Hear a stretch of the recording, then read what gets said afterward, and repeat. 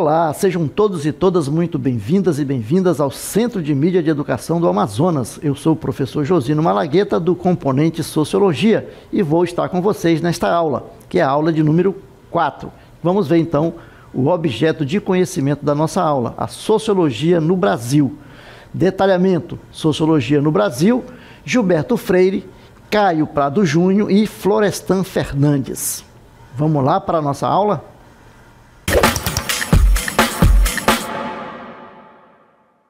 Muito bem, vamos então, nesta aula, tratar aqui de alguns teóricos da sociologia brasileira, né? São teóricos da sociologia brasileira. Vamos começar falando de como que a sociologia brasileira deu seus primeiros passos aqui no Brasil. Então, no Brasil, a sociologia começou a dar seus primeiros passos a partir dos anos de 1920 e 1930 do século XX. Os estudiosos que iniciaram esses estudos o fizeram buscando compreender a formação da sociedade brasileira. Então, quando os teóricos brasileiros, os primeiros estudiosos, começaram a discutir, né, a tentar encontrar a formação, discutir, entender a sociedade brasileira, nós temos aí então esses primeiros teóricos, não é isso? Então, vamos nessa aula discutir três pensadores que foram fundamentais para entender a formação social do Brasil. Nós temos aí então Gilberto Freire, Caio Prado Júnior e Florestan Fernandes. Cada um trouxe contribuições únicas para analisar nossa sociedade, especialmente sobre raça, classe e desenvolvimento histórico. Então, nós vamos ver agora detalhadamente cada um desses três teóricos, começando aí com Gilberto Freire, esse pensador, né? Primeiro, vamos ver aí quem foi Gilberto Freire, né? Quem foi Gilberto Freire? Ele foi um nordestino de Recife, Pernambuco, nascido em 15 de março de 1900 e falecido em 18 de julho de 1987. Então, Freire defendeu dissertação de mestrado com o tema A Vida Social do Brasil no Século XIX e sua tese de doutorado foi Casa Grande e Senzala, Formação da Família Brasileira sob o regime da economia patriarcal. Ele defendeu o seu mestrado e o seu doutorado lá nos Estados Unidos, né, nos Estados Unidos da América, em ciência política, jurídicas e sociais, lá na Universidade de Colômbia.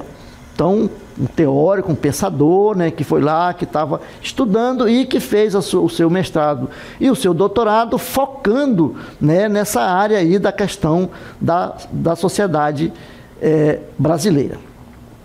E aí, quem que influenciou o pensamento sociológico de Gilberto Freire? Então, onde ele bebeu, onde foi que ele auriu, né, aí, o seu conhecimento? As principais influências de Gilberto Freire são o antropólogo alemão Franz Boas, né, trabalhava a questão da cultura, e depois o sociólogo alemão Max Weber, também um sociólogo que vai trazer aí as questões da sociologia, que vai, né, estudar e trazer algum método, né, o método de análise da sociedade, a chamada sociologia compreensiva, né? E também o poeta americano Vachel Lindsay, né? E a poeta também americana Amy Lowell, entre muitos outros, né, muitos outros teóricos, mas esses são aqueles que vão aí dar base, né, ao pensamento de Gilberto Freire. Desta maneira, ele se afasta do positivismo imperante na intelectualidade brasileira do momento. Então, a corrente de pensamento que estava aí predominando, né, de forma hegemônica nesse momento era o positivismo, né, aí do Comte, né, também de Durkheim, que a gente já trabalhou, que você já foi trabalhado. Então, ele vai então trazer uma outra visão né, do estudo da sociologia a partir da questão da cultura, né? Muito bem. Então, Gilberto Freire, ele escreve uma obra que ela é importante dentro do seu pensamento, né, que é a obra chamada Casa Grande e Senzala, né? Ele vai, então, revolucionar a interpretação da formação social brasileira ao destacar a miscigenação e as relações culturais como elementos centrais na sua análise. Professor, o que é miscigenação? A miscigenação é a mistura, né? A mistura das raças. Ele vai, então, trazer essa miscigenação como um fato positivo, né? Que até então era vista de forma negativa, né, para a formação da sociedade. Ele vai dar, então, uma visão positiva, né, dessa miscigenação, dessa mistura das raças. Vamos lá, então, agora a gente vai ver um pouco do que ele traz nessa sua obra, os pontos centrais, né, que ele traz nessa obra, mas nós vamos ver isso num pequeno VT chamado Casa Grande e Senzala. Vamos lá? Casa Grande e Senzala, Gilberto Freire. Principais ideias que Freire defendia em Casa Grande e Senzala. Miscigenação como fundamento da sociedade brasileira.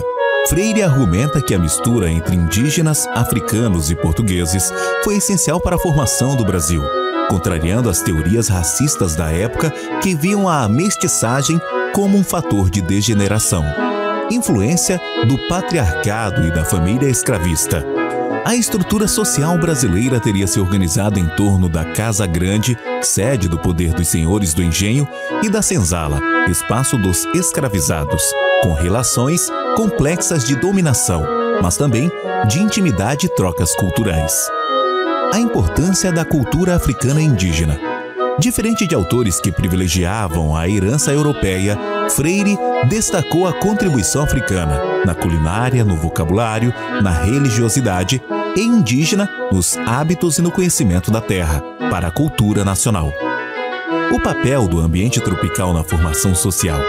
Freire enfatizou que o clima e a geografia do Nordeste açucareiro influenciaram os costumes, a sexualidade e a adaptação dos portugueses, favorecendo uma sociedade mais flexível em comparação com as colônias de povoamento anglo-saxônicas. Democracia racial como mito fundador. Embora Freire não tenha cunhado o termo democracia racial, sua obra, que sugeria a convivência entre raças no Brasil, teria sido mais harmoniosa do que em outros países. Essa ideia foi posteriormente criticada por mascarar o racismo e as desigualdades estruturais.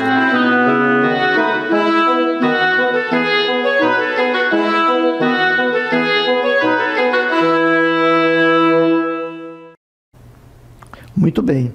Então, nós trouxemos aqui para vocês os principais pontos, né, que o Gilberto Freire traz na sua obra chamada de Casa Grande e Senzala, onde ele vai, então, trabalhar esses pontos que vão delimitar ou delinear, né, aí, a formação da sociedade brasileira. Como que esses fatores contribuíram na formação do nosso povo, né? Como que esses fatores contribuíram para nós sermos o que nós somos, né? Então ele vai trabalhar nessa perspectiva aí. Porém, existem as críticas, né, ao pensamento de Freire, exatamente porque os teóricos que vão criticá-lo, vão criticar alguns pontos, né, dessas suas ideias que eles não concordam, né? Então a gente vai ver agora ponto a ponto aí as suas críticas. Primeiro, a questão da romantização da escravidão e do patriarcado. Os teóricos vão então analisar isso aí. Freire descreve as relações entre senhores e escravizados como harmoniosas ou permeadas por afetos, né, minimizando a violência e o estupro e a exploração brutais do sistema escravista. Então, segundo os teóricos, essa visão que romantizada, né, da escravidão, ela não é real, né? Por quê? Então a ideia de que a cordialidade brasileira suavizou a escravidão é vista como uma distorção histórica. Então se critica, né, essa questão que ele traz no sentido aí dessa romantização da escravidão. A escravidão nunca ela é suave, né? A nossa escravidão não foi melhor do que as outras escravidões. Foi uma escravidão muito, muito cruel, né? Os escravizados sabem, né, do que sofreram, não é isso? Embora, segundo os teóricos aí que criticam Freire, digam que isso não é verdade, essa forma de pensamento. Outro ponto em que há crítica ao pensamento: o mito da democracia racial. Então, essa questão da democracia racial. Por exemplo, porém, você vai falar o seguinte: o Gilberto Freire, ele nunca escreveu isso, né? Nunca falou sobre democracia racial, mas a gente vai ver que o próprio pensamento dele dá a perceber isso. Então, embora Freire não use esse termo diretamente, a sua obra foi usada para sustentar a narrativa de que o Brasil seria uma sociedade sem racismo, devido à miscigenação. Então a miscigenação possibilitou que nós vivêssemos em harmonia, né, entre brancos, indígenas e negros, né, e pretos, certo? Então os críticos, por exemplo, como Florestan Fernandes, Abdias do Nascimento e Leila Gonçalves, apontam que essa visão obscurece, isto é, escurece, né, o racismo estrutural e a marginalização da população negra no Brasil, né? Então, por isso se faz a crítica, certo? Então, vamos ver agora um outro ponto: a desconsideração pela resistência negra e quilombola. Então, os negros aceitaram de forma passiva a escravidão. O que a história nos conta? Então, eles vão ver o seguinte: a obra enfatiza a suposta adaptação dos escravizados, mas negligencia revoltas como, por exemplo, os quilombos, como Palmares e outras formas de resistência. Então, os negros, né, os escravizados, eles não aceitaram a escravidão de forma tranquila. Eles lutaram, né, e lutaram muito, não é isso? Muito bem. Então, a cultura negra é vista como contribuição ao invés de um elemento de luta e sobrevivência, né? Então, vejam lá. Então, a cultura negra é vista como contribuição ao invés de um elemento de luta e sobrevivência.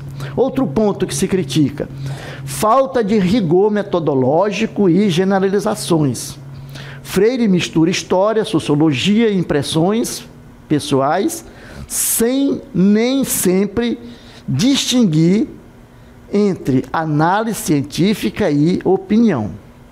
Sua abordagem culturalista ignora fatores econômicos e políticos decisivos na formação do Brasil. E outro ponto que se critica é a idealização do colonizador português. Freire exalta a plasticidade do português, sugerindo que ele teria sido muito mais brando que outros colonizadores, o que é contestado por estudos sobre a brutalidade da colonização lusitana aqui no Brasil e outras partes do mundo, certo? Então, vejam, essas são críticas dos teóricos, dos sociólogos, dos pensadores que analisam a obra de Freire. Não quer dizer que não tenha tido importância, né, para o estudo e continua tendo, né, muita importância para o estudo da sociedade brasileira. Vamos ver então agora um outro teórico, que é o Caio Prado Júnior. Caio Prado Júnior nasceu em São Paulo, ele foi um dos mais importantes historiadores e intelectuais brasileiros, cuja obra influenciou profundamente a interpretação da formação social e econômica do Brasil.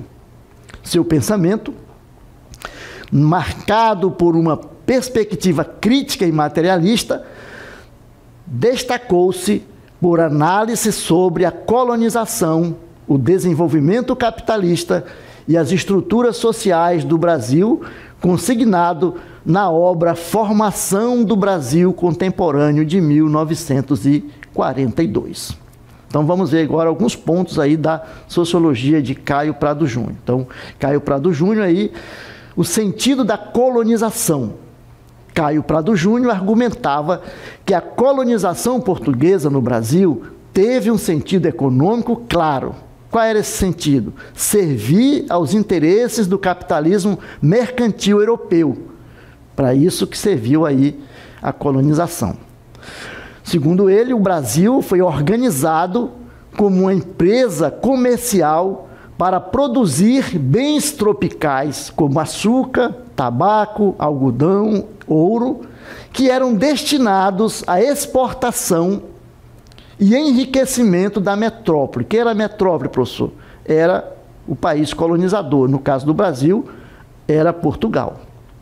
Segundo Caio Prado Júnior, essa lógica moldou toda a estrutura social e territorial do Brasil, né? A própria formação territorial do Brasil, que começou ali o povoamento pelo litoral, não é isso?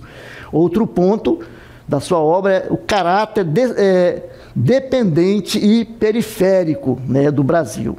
Segundo Caio Prado Júnior, a sociedade brasileira nasceu subordinada ao sistema capitalista internacional, sendo uma economia complementar às necessidades das potências dominantes, né?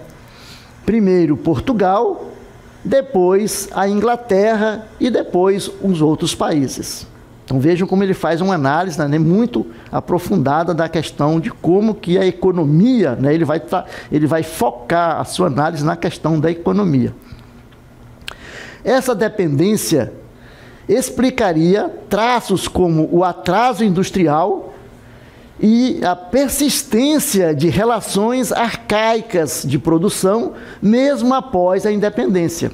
Então, o Brasil se tornou independente politicamente, mas economicamente continuou, né, dependente, porque a sociedade, né, o grupo que promoveu a independência era um grupo que não tinha um projeto de desenvolvimento para o Brasil. Então o Brasil continuou sendo um país exportador de matéria-prima, de produtos aí como o açúcar, o café, né, e depois, posteriormente, outros produtos.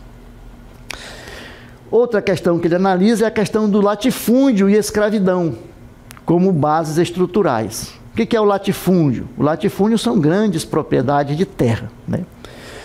Para Prado Júnior, ele destacava que a grande propriedade rural, isto é, o latifúndio, e o trabalho escravo foram os pilares da organização socioeconômica colonial, né?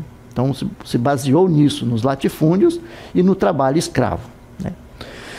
Essas estruturas perpetuaram desigualdades e impediram a formação de um mercado interno dinâmico, já que a riqueza estava concentrada em uma elite agrária voltada para a exportação. Então, nós falamos então aí da questão das estruturas, né? Essas estruturas que vão perpetuar a desigualdade, né, e impediram a formação de um mercado interno dinâmico, porque o país estava voltado, né, na sua economia para a exportação apenas, né? Então não se construiu um mercado interno, né, vigoroso. Depois, outro ponto que ele traz na sua obra, modernização conservadora. Até tem uma contradição, né? Modernização conservadora. Vejam lá. Para Prado Júnior, né, ele vai analisar como que as mudanças no Brasil, né, no caso da abolição da escravidão e a proclamação da República, não romperam com as estruturas fundamentais do poder, né? Vamos ter aí a independência, vamos ter a escravidão aí, a abolição em 1888, a proclamação da República em 1889, porém as estruturas de dominação, né, elas vão se perpetuar e vão continuar aí dando as normas, dando a estrutura do poder. Ele diz o seguinte, que a transição para o trabalho livre e o capitalismo industrial ocorreu de forma incompleta, mantendo vícios coloniais, como a concentração de terra e a exclusão social. Por isso o Brasil é um dos países que tem a maior concentração de terra do mundo, né? Por isso existem grupos lutando por reforma agrária, não é isso? Muito bem. Outro ponto analisado na obra que ele analisa aí da sociedade, o Caio Prado Júnior, é o seguinte, é a revolução como caminho para a mudança. Vejam, influenciado pelo marxismo, né, Caio Prado Júnior via a revolução social como a única via para a superação ou para superar o legado colonial e a dependência. Então ele vai dizer que é preciso que a sociedade se organize para que ela busque, né, essa libertação, né? E ele vai então criticar as elites brasileiras por reproduzirem o subdesenvolvimento e vai defender a necessidade de transformações radicais na estrutura agrária e política para construir uma sociedade mais justa. Então aqui nós temos o pensamento de Caio Prado Júnior, aí dentro dessa perspectiva de análise da sociedade brasileira. E aí nós vamos para Florestan Fernandes. Aí a pessoa de Florestan Fernandes, né? É um teórico, intelectual, muito importante, né, para o estudo da sociedade brasileira e para a sociologia brasileira como um todo, não é isso? Autor de muitas obras, mais de 50 obras, né, o Florestan aí escreveu, muitas obras, muitos artigos. Então, uma pessoa que tem um trabalho muito grande, que estudou principalmente aí os indígenas, né? Ele vai estudar e vai fazer seus primeiros estudos aí com os tupinambás, né? Ele vai estudar a sociedade a partir, né, trazendo aí das raízes, né, do Brasil. Então, nós vamos saber um pouco sobre Florestan. Florestan Fernandes, de quem estamos falando? Florestan Fernandes nasceu aí no dia 22 de junho de 1920, na cidade de São Paulo. Ele era filho de uma família pobre, né? A mãe dele, era empregada doméstica, analfabeta. Por isso, ele precisou trabalhar, né, desde cedo, como engraxate e auxiliar de barbeiro para ajudar no sustento da casa. Então, Florestan Fernandes, até os 18 anos, ele era analfabeto, ele não tinha estudo, ele não estudou. O Florestan Fernandes é importante para nós porque ele trouxe, né, ele traz a ideia de que é possível você galgar outros andares, outros patamares, outros degraus, né, mesmo com toda a exclusão que a gente vive. Então, nós estamos aqui numa aula de EJA, ele foi um aluno que estudou, né, no ensino de EJA, educação de jovens, né? De adulto na época não era assim que chamava, mas ele estudou porque ele já começou a estudar com idade já avançada. Então ele estudou por conta própria e aos 18 anos conseguiu ingressar no curso de Ciências Sociais da Universidade de São Paulo, a USP, onde se formou em 1943. Depois de formado, foi trabalhar, né, como professor, foi professor da própria universidade onde ele estudou. Foi perseguido pelo golpe militar de 64, Florestan foi aposentado compulsoriamente e em 1969 pela ditadura e exilou-se no Canadá, e nos Estados Unidos, onde lecionou em universidades como Toronto e Colômbia. Então vejam como é importante, né, a gente trazer a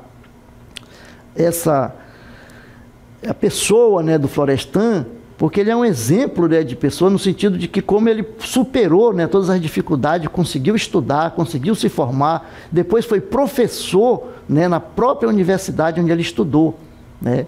Foi exilado, lá fora também trabalhou nas universidades, então é muito importante a gente entender essa visão aí do Florestan, né? E como que ele pode ser o exemplo para nós, no sentido de que a gente pode buscar, né, a superação aí, somente no campo pela educação, né? Então Florestan, ele foi professor da USP, né, por décadas. Ele foi formando gerações de sociólogos. Aí muitos sociólogos de hoje aí do Brasil passaram, né, pela sua mão, pelas suas classes, né? Suas pesquisas focaram em raça, classes sociais e capitalismo dependente, com obras fundamentais, como, por exemplo, a integração do negro na sociedade de classes, escrita em 1964, onde ele analisa o racismo, o racismo estrutural no pós-escravidão, como que, saindo da escravidão, o racismo ficou aí perpetrado, né, dentro da sociedade. Outra obra importante dele é a Revolução Burguesa no Brasil, de 1975, onde ele critica, né, faz críticas ao desenvolvimento capitalista tardio e elitista do Brasil, certo? E agora nós vamos ver aí 5 pontos da sociologia de Florestan Fernandes. Vamos lá então, vamos ver?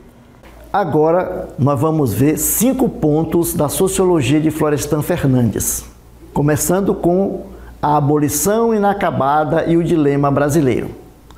Florestan argumentava que a abolição da escravidão, que se deu em 1888, não significou a integração dos negros na sociedade de classes, mas sim sua marginalização. Segundo ele, o sistema escravista foi substituído por uma ordem capitalista excludente, em que os ex-escravizados foram abandonados à sua própria sorte, sem acesso à terra, educação ou direitos sociais. Isso criou um dilema brasileiro, uma democracia racial formal que escondeu profundas desigualdades reais. Segundo ponto, capitalismo dependente e modernização conservadora. Florestan analisou o desenvolvimento brasileiro como um exemplo de capitalismo dependente, no qual a industrialização e a modernização ocorreram sem romper com as estruturas arcaicas de poder. A elite econômica manteve privilégios e as transformações, como por exemplo a urbanização, serviram para reproduzir a dominação de classe sem incluir as massas trabalhadoras. Terceiro ponto, a função do racismo na estrutura social. Florestan destacou que o racismo no Brasil não era apenas um resquício do passado escravista, mas um mecanismo ativo de exclusão no capitalismo moderno. A discriminação racial impediu a mobilidade social da população negra, consolidando-a como uma classe inferior, isto é, entre aspas, dentro da estrutura de classes.